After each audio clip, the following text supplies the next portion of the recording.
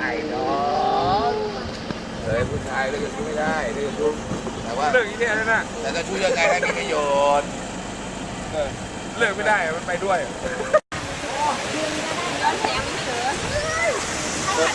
เปิดแปดดิ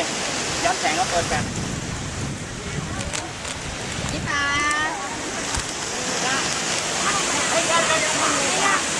มีคนข้างหลังเดินผ่าน ก็ไปดูฝั่งนู้นเนาะ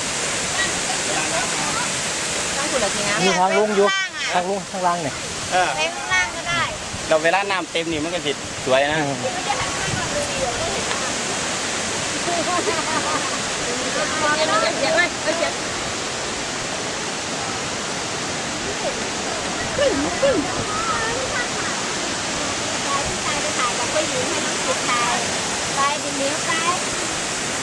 ไปนิดหน่อยเร็ว มาเดี๋ยวถ่ายให้มา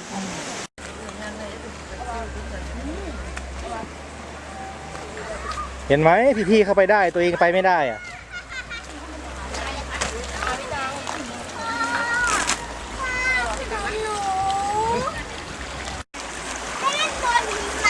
ฮะระวังเองได้ไหมล่ะ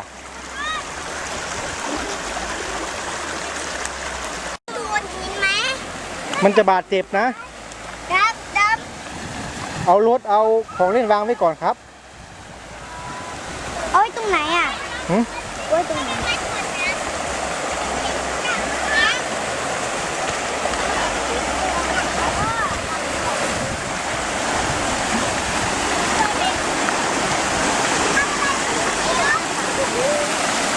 ไม่ต้องไปนะปื้มอ่ะ